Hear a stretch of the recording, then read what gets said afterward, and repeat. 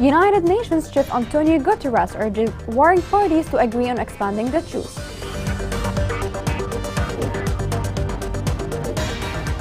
U.S. Secretary of State discusses Special Envoy Hans Grunberg Yemen's truce.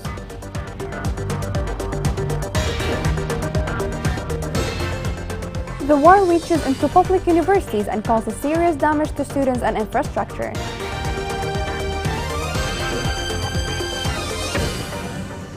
Welcome to Yemen Today TV. This is the English news with me, Tasneem Qandil. As the UN agreed truce set to end tomorrow, the United Nations and the international community are redoubling efforts to push the warring parties to agree on expanding the truce. This report has more on this. As a ceasefire deadline approaches in war-torn Yemen, civilians hope that the truce will be prolonged, fearful that any new cycle of bloodshed will undo the few successes they have secured. Yemen's conflict between Iran-backed Houthi rebels and the coalition has killed hundreds of thousands and caused the world's greatest humanitarian crisis.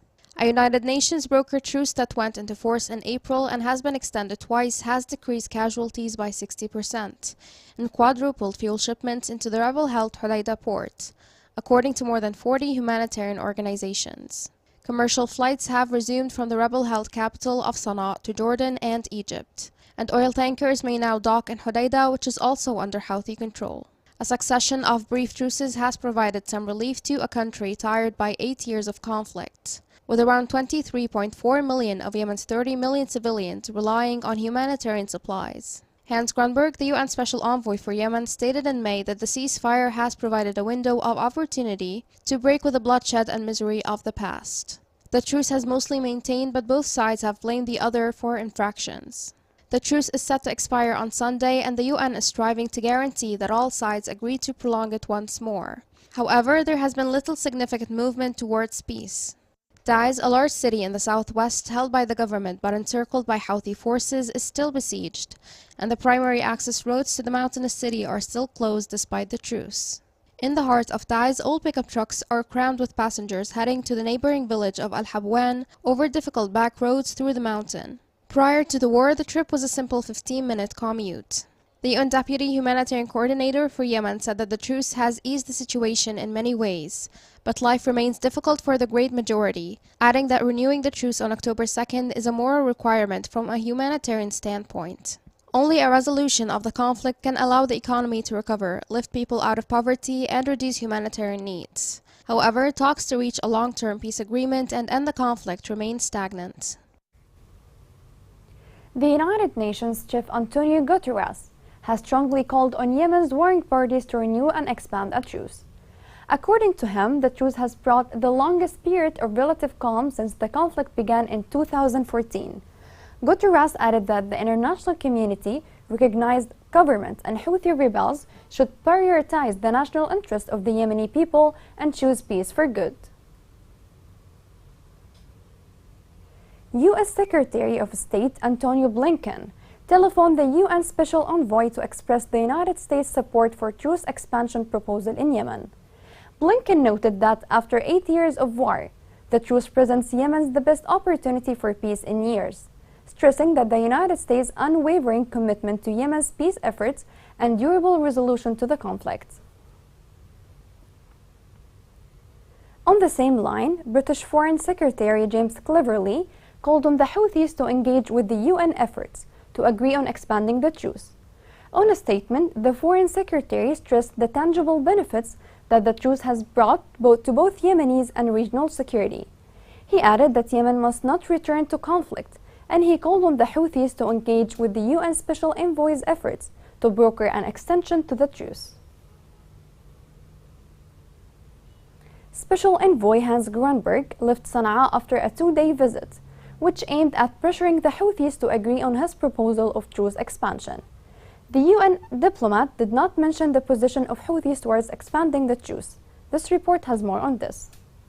Hans Grunberg, the UN Special Envoy for Yemen, has returned from a 1-day visit to Yemen's Houthi-controlled capital, Sana'a. During his visit, Grunberg met with Mahdi al-Mashat, the head of the Houthi ruling council. Grunberg left Sana'a without commenting on Houthis' criteria for extending Yemen's humanitarian and military truce, which expires tomorrow. The UN-brokered truce entered into effect on April 2 and was later extended again until October 2.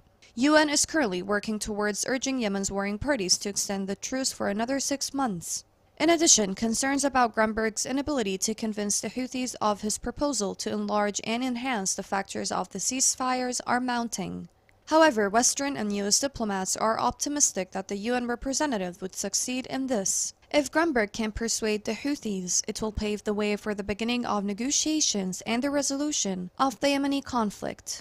Al-Mashad discussed with Grunberg the Houthi demands for employees' salaries and pensions, as well as the removal of limitations on Sana'a Airport and the port of Hodeidah. Grunberg was told that the rebels would not accept the expansion unless all state employees' salaries and pensions were paid. Prior to arriving in Sana'a, the UN envoy visited Riyadh and spoke with President of Yemen's Presidential Leadership Council, Rashad al-Alimi, to discuss ongoing efforts to implement and extend the truce. Grunberg briefed President Alimi on the latest developments and discussed the UN's truce proposal. He also traveled to Oman, where he met the Minister of Foreign Affairs of Oman. Grunberg also met with the Houthis' negotiator in Muscat and discussed the UN proposal to extend and expand the agreement beyond October 2, 2022. In all of his discussions, the Special Envoy emphasized the importance of a longer extension to allow Yemenis to make progress on a broader set of priorities and to give them the time to prepare for inclusive political negotiations, including a nationwide ceasefire. A human rights report revealed that 161 citizens were killed and injured since the beginning of 2021. The report explained that the Houthi militia is misleading children, that obedience to their leader takes precedence over obedience to parents. The report revealed also that children were pushed to fight under religious slogans, such as defending Jerusalem or the liberation of Mecca. This in turn resulted in a number of incidents where children killed their parents and relatives. 5 people were killed and wounded by a Houthi missile that targeted a military group in Abiyan. A field military source said that the Houthi militia targeted with a thermal missile a military group for residents on Yafa front. The source stressed that the Houthi missile shelling led to the death of 3 members of the residents and the injury of 2 others.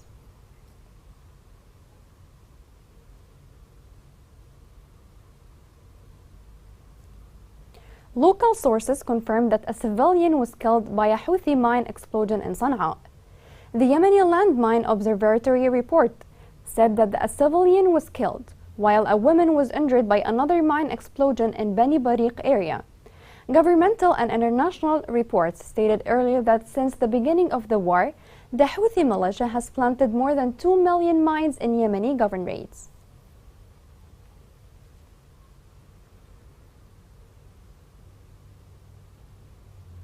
The 8-year war has impacted all aspects, and higher education is no exception. The infrastructure of a number of public universities has been damaged. Professors did not get their salaries. Students struggle with hard living conditions. This report has more on this. Since the civil conflict's outbreak in 2014, Yemen's universities have suffered greatly from physical damage and a decrease in student enrollment. Many colleges' social science programs have been severely neglected. Last year, Sana'a University's president reportedly halted new admissions to the university's faculties of Art and Humanities History Department. Although the decision has since been reversed, such closures have generated concern about the future of social sciences in Yemeni colleges. A number of these programs have previously been discontinued, claiming limited career options for their graduates and low enrollment rates. After dramatic declines in student enrollment, professors of education, the humanities and social sciences have also had to cease admissions in several departments at the universities of Damar, Amran, Saada, Hodeidah, Ib, and Aden. The majority of faculties of arts and humanities at Yemeni institutions have seen considerable drops in the number of students admitted in recent years. Only 26% of the capacity of the applicants was satisfied last year, according to professors at the University of Aden's College of Education. Low enrollment rates were attributed to the war and families' lack of funds rather than aversion to these universities. Professors blame the war for lower student numbers, stating that the decline in enrollment in education colleges is related to the country's challenging working conditions, which impair graduate job opportunities. According to the Scholars at Risk study, several Yemeni educational institutions have experienced bombings and other direct military assaults since the war started. Available data on armed activity in Yemen suggests that the higher education communities in Yemen are routinely endangered by such attacks. Scholars at Risk urged all conflict parties, including state and non-state armed groups, to immediately cease targeted or indiscriminate attacks on higher education personnel, students or facilities, and to secure the release of wrongfully imprisoned scholars, students, and university administrators. In the absence of such measures, Yemen runs the danger of losing a generation of academics, research, and the societal advancement that comes with quality higher education.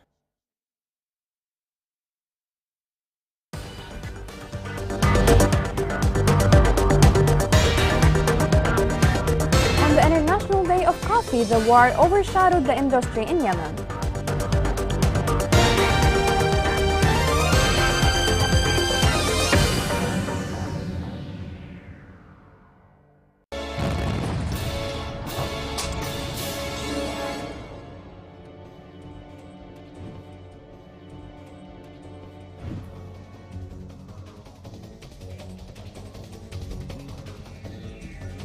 أقول لك راحت بالغداء لأهلها شلت الغداء وراحت بأهلها في المزرعة، والمزرعة ركبت على حمار ما حتى نص المزرعة وانفجر فيها اللغم، دعست على اللغم وانفجر فيهم. الحمار انتهى الماء ترى تبقعت رجليها كامل. نغير منها نغير الشبالة اللي هي البنت سابحة من دور رجليها، لما صافناها طبية أقرب طبية وصافناها هنا بطلت رجليها كامل. قلت أزود هلي وقابل لي لعب وطبعت تحت الزواية.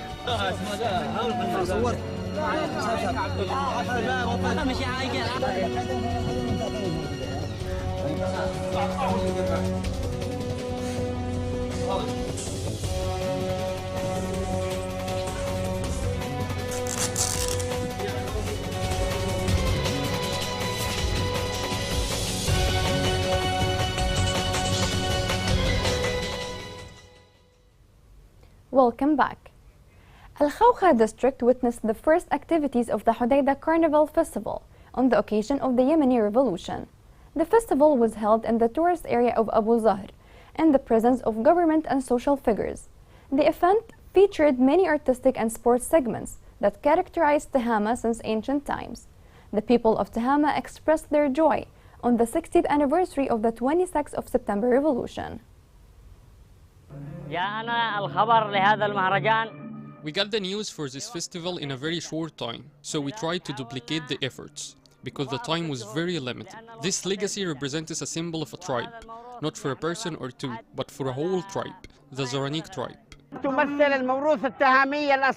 This represents the Tuhami heritage, and this event will last for 2 full days, including folkloric games that are on the verge of extinction for the first day. And on the second day, a marine boat race will be held. The world marks the International Coffee Day today, and Yemen is famous for producing coffee since ages. Yet, the war seems to have overshadowed the industry. This report has more details. The world is celebrating the International Coffee Day, since it is the most beloved beverage in the world. The day is celebrated with the aim of raising awareness for coffee growers and promoting fair trade in coffee industry. Amid these celebrations, people forget that the main source of the coffee is suffering war and conflicts, which obstructed the industry, and many people stay in oblivion about Yemen, the source of growing the seeds of the purest coffee in the world. The country's production and export decreased a lot during the previous period, but this didn't affect its reputation, fame, and distinctive taste. Yemeni mocha still has its own value, and its price is also different from other types of coffee. During the previous years, Yemenis became aware of imminent danger threatening coffee cultivation, so many campaigns were launched to elevate its status and to highlight its value and importance, and accordingly, many areas have returned to planting it again, and that's a good sign for authentic mocha lovers. The Yemeni people have known coffee since the first decade of the 14th century, and its popularity increased during the 18th and 19th centuries, making Yemen a destination for coffee merchants from all over the world, so it became popular in all markets and all languages sang about it. The port of Mecca, which gained international fame, was attributed to the Yemeni coffee, as it is considered the gateway to the Yemeni coffee that knew its way to the world. It is the first port through which merchant ships Yemeni coffee to Europe and the rest of the world, and from here it gained its great fame and reputation. The European Union has provided a humanitarian contribution amount of more than 9 million euros to provide emergency relief to nearly 1 million Yemeni women. The fund will provide maternal health care and emergency services in 52 health facilities, as well as mental health services in 2 centers specialized in psychological support. The districts of Aden witnessed a fuel crisis and a rise in its price of more than 30% with the first 72 hours of the crisis. Local sources confirmed that widespread popular discontent has spread across various districts of the governorate. According to the source, long queues stand in front of stations where fuel is available for a limited number, in addition to closing their doors for more than 1 hour. Saudi Arabia announced a new fuel grant to Yemen to support the electricity sector. This report has more on this. In response to a request by the Yemeni government, Yemen has signed a grant agreement of Saudi oil derivatives with a total value of $200 million. The grant will provide a total of 250,000 metric tons of oil derivatives to Yemen to operate power generation stations in the country. The Saudi Development and Reconstruction Program for Yemen has already implemented the procedures of delivering the first batch of Saudi oil derivatives with a value of $30 million out of the total value of $200 million to operate more than 70 power generation plants in Yemen. The new oil grant is an extension of the previous grants totaling $4.2 billion, the latest of which was a grant of $422 million that was completed over a year. The grant is considered to be a contribution to the economic stability, boosting the budget of the Yemeni government, increasing the purchasing power of the Yemeni citizens, and improving security conditions, as well as boosting the service sector and improving people's lives. Economic conditions in Yemen continue to deteriorate due to the war. Available information suggested that the Yemeni economy continued to weaken, affected by escalating hostilities, heavy rains, and the war in Ukraine that triggered further increases in commodity prices. Many medical facilities are at risk of closing due to short funding and lack of equipment. The following report has more. New dangers face the displaced in Ma'rib after the International Organization for Migration announced the suspension of its health interventions inside the governorate in more than 4 major hospitals providing daily services to the displaced. Suspending the health work of the organization will affect about 10,649 pregnant women and more than 38,000 children who are in urgent need of continuous health care, and will deprive more than 42,000 people with permanent disability from medication. The Martyr Muhammad Hayal Hospital, the Maternity and Childhood Hospital, and another hospital in Al Jufaina and 6 other health facilities inside the camps that provide services to the displaced are threatened to be shut down after stopping health interventions. As the Maternity and Childhood Hospital announced the closure of many of its service departments from work, the hospital is about to completely stop its services in the next month. The International Organization for Migration held an urgent meeting last month in which the Deputy Minister of Health attended. They talked about the stop of support from IOM on a Shahid hospital and other health facilities. The hospital is under the risk to shut down by the end of this month. We've been working with limited capabilities since 2019 and we never asked for help, but now we call on the authorities to help us find a solution. The lives of millions of displaced people are in danger as they need healthcare services, and also amid the absence of field and humanitarian role of organizations working in the governorate, which makes the health situation more complex and deprives the displaced of the normal simple health care and leaves these camps vulnerable to diseases and deadly epidemics. The displaced people do not receive the needed medical treatment in this hospital. It is unfair to leave my kids and house and work here with nothing in return. The interruption of support from IOM to this hospital will affect the patients and displaced people. I suffer from heart disease and I have pneumonia. The demands of the displaced continue to expand, while the health center services inside the camp are endangered to stop. Here's a reminder of the main headlines. United Nations Chief Antonio Guterres urges warring parties to agree on expanding the truce. U.S. Secretary of State discusses with Special Envoy Hans Grunberg Yemen's truce.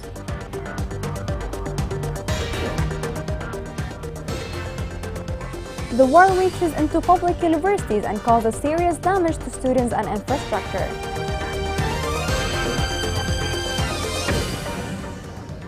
This is the end of the news. It was Tasneem Qandil. Thank you for watching.